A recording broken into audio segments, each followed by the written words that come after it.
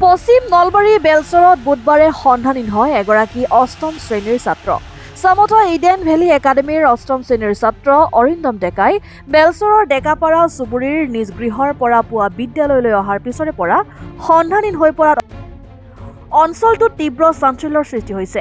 সমনীয়াৰ সৈতে আহি বিদ্যালয় পোৱাৰ আগতে কলম কিনো বুলি যোৱাৰ পিছৰে পৰা সন্ধানহীন হৈ পৰে ছাত্ৰজন।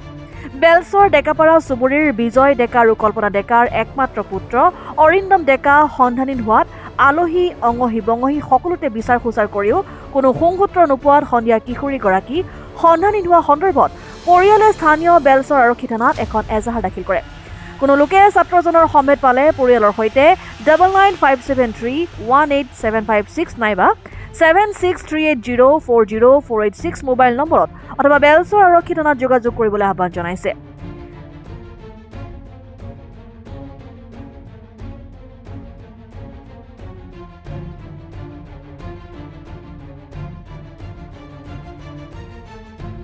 স্কুলত যোৱাৰ পিছত ঘৰ আহি পোৱা নাই। তাৰ যদি আছে সোনকালে আহক বুলি মই অপেক্ষা কৰি আছোঁ। মই ৰাতি হৈ গ'ল।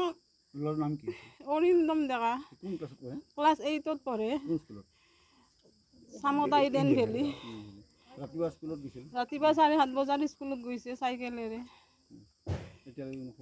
এতিয়ালৈকে মই একো খবৰ পোৱা নাই।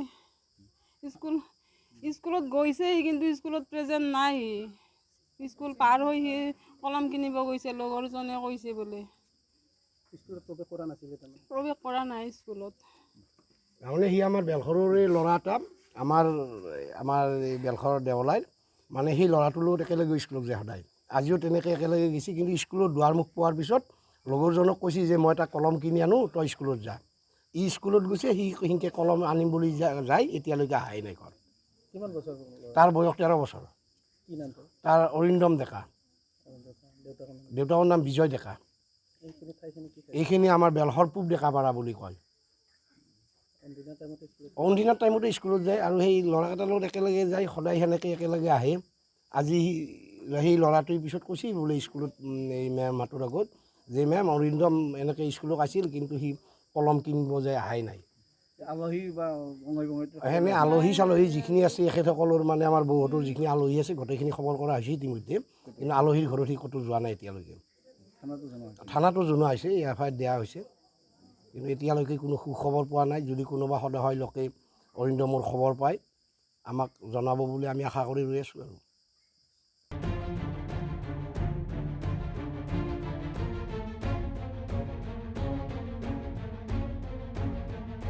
News bureau Nalbari democratic Assam.